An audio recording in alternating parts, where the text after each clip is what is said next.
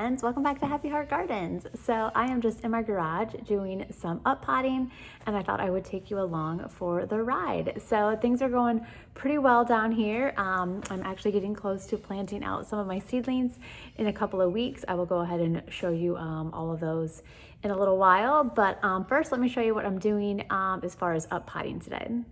So I have the most of the plant babies outside, starting the hardening off process, which I will talk about in a little bit, which is good because I need the space to up pot these guys. So I really wanted to grow some dwarf zinnias, or maybe I shouldn't call them dwarf, but they're like the real small sort of mounding zinnias, not ones that get tall. I like to have these in my front landscape, and sometimes they're hard to find at the store. And zinnias do very well direct sown, but since I really wanted to put them in specific places and have like a certain amount, since I'm using them like as bedding plants, landscape plants, I just started to start them inside. And I just started them in these little trays, seed starting trays from Naked Root. It allows the roots to breathe. And I like these because they're just real small. It's kind of like a little tiny greenhouse, and they have covers that go over top. But time to get these guys out of here and give them some bigger pots so they can put on some more growth before I want to plant them outside. So I have two kinds. This is raspberry, and this was brilliant. And they did really great. These are from Johnny Seeds. I think this is only like the second time I've ordered from them, but really great germination. Happy with how the plants are looking so far. And here are a few that I've already up potted. You can see here. So what I'm doing is I just have these bigger pots. I think these are like 2.5-inch pots. I've had these for quite a few years, starting to show a little wear, but I'm gonna try to use them as long as I can and reduce my plastic waste. So I have my potting mix here, which I've pre-moistened so that it kind of sticks together a little bit. I like having it pre-moistened, just makes it easier doing the pots, then you don't have any like soil displacement after you water. So I'm gonna go ahead and get these. I like to fill up my pot that they're going in most of the way, and then I will prick these guys out using my little dibbler and then add in some more soil. So let me show you what that looks like. All right, so let me spin it over here. Well, I'm gonna fill up the cup. Sorry you can't see that part. My tripod's not cooperating. All right, so we got it mostly full. Spin you back around here, and then we're just gonna go ahead, and a lot of these guys too have 2 plants in them. Now this guy, he kind of looks like he almost has dampening off, but he is putting on some new growth. So I'm gonna go ahead and pot him up just because why not? Let's see what happens. So I'm gonna gently kind of get my little dibbler in there, prick him out. And see, he's got nice roots, so I think he might make it. I don't know, we're gonna see. And then we just get him into our pot. We can bury him a little bit deep, like so. Then we're gonna bring over some more soil. And if you cover them up a little bit, don't worry. Plants are more resilient than you think. Pressing it down, we don't wanna press it too hard, but do want to get rid of some of those air pockets. Maybe add a little bit more. And there you go. He is all ready to grow bigger before I plant him outside. And this is the same process I do really no matter what the plant is, whether I'm growing or up potting tomatoes, peppers. I've done the same process with all of them. So actually with my tomatoes and peppers, I sow them directly in these pots.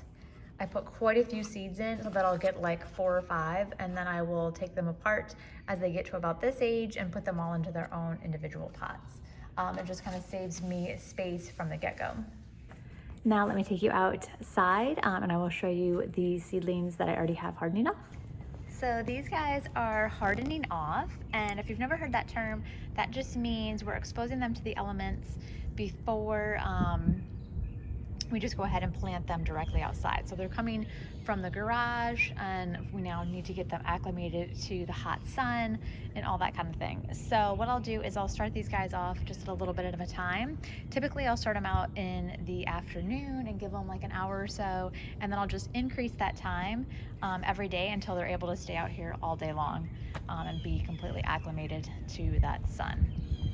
So I'm doing a lot of flowers this year.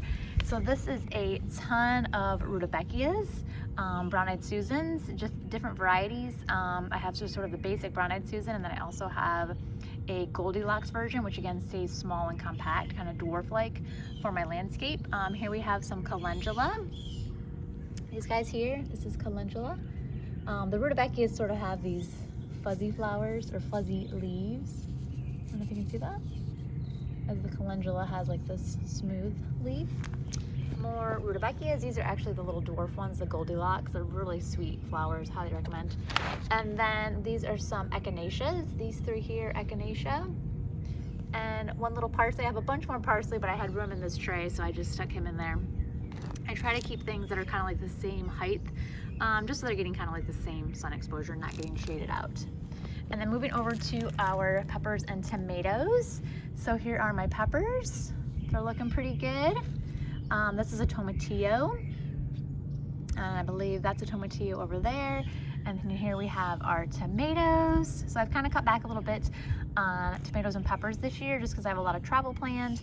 And they can kind of be a little high maintenance left alone. So that's why I'm kind of going heavy on the flowers and some more low maintenance vegetables, which I'll talk about in another video.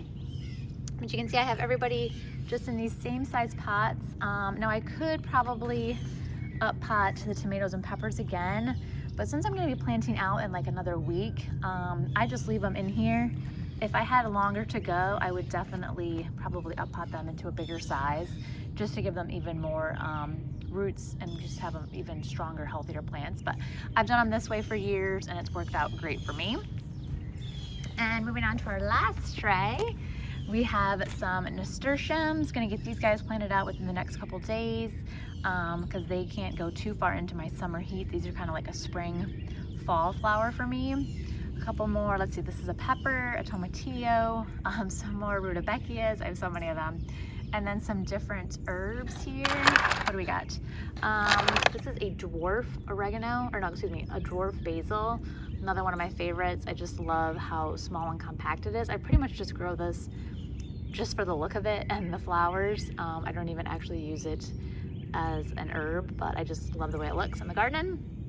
Some regular sweet basil you can see here, a couple Thai basils, a couple more of the dwarf basils, again, they're a favorite. And this is fun. This is a micro dwarf tomato, a tiny Tim. I haven't decided what I'm going to do with him yet. If I'm going to just put him in a pot on my porch, or if I'm going to put him maybe like in a hanging basket. I don't know, so stay tuned. But these are really fun if you've never grown micro dwarfs. Lots of fun. And then another little pepper. Again, I kind of have these mixed up because I wanted to keep things that were like the same height in the tray so nobody gets shaded, although this little rudbeckia is kind of getting shaded, so maybe we'll switch them out a little bit. Sometimes I do that too. So yeah, these are the plant babies that I got for this year. Happy with how everybody's looking. Did everybody from seed, obviously. And they are loving being out here, getting that wind, getting that sunshine. So like I said, really doing well with the hardening off, so that way they're ready to go outside. So coming back in the garage, I'm gonna just keep going through and up potting all these guys. I'll probably end up filling another tray. Not sure where that tray is gonna go then because I don't have a lot of space here under the lights, but we'll figure that out.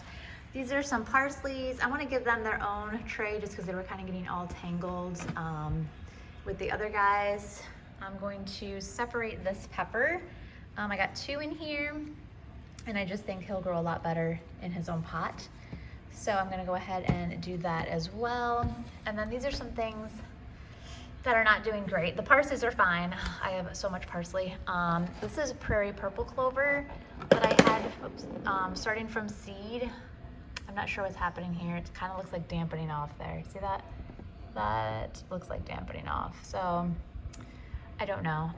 They started out pretty well, and you can see I just lost them. I think I might have watered them too much. This likes to stay on the drier side. So I don't know, I may just sow some more seed in here or just bag it. Sometimes it's hard to do. Purple prairie clover is a native perennial, and sometimes just those native perennials are just real tricky. So I may just end up buying these in plugs from Prairie Moon Nursery, but more on that later. But we'll see. Not looking good for these guys. And this is some butterfly weed. It was really old seed, and I think it might just not be viable seed. So that may be over, along with the Ciaro. Again, it was like old seed, and I think it's just not viable. This is globe thistle, which I've never grown before, so excited about that.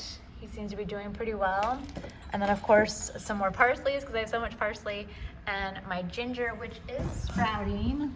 Let me see if I can get this here. Oh.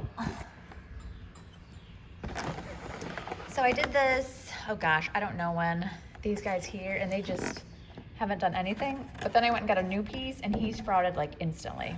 So this guy's gonna be good. Gonna be able to just transplant him right outside pretty soon, because I'm really warm, so I'm just gonna grow him right outside in the garden. So that is everything I got going on here, just playing the plant shuffle. So thanks so much for watching. I'm just gonna keep going ahead playing with all these plant babies, getting them all into their individual pots, making some choices about these things that have not germinated. I always like to check the seed packets just to see how long it should take. Some things take a really long time. Some things will germinate in like 2 days, and then other things it could take a month. So make sure that you know how long it should take before you just go ahead and decide, you know what, it's not gonna do it, I need to resow or try something else. So I'm gonna check on a couple of these, the germination time, but I think those things that I have that haven't germinated, I think it's just old seed and it was not gonna work. So anyways, I'm gonna keep on working. I hope you guys are doing well. If you have any questions, as always, please drop them down below or any comments. I would love to talk gardening, and I hope you guys have a great day. Happy growing.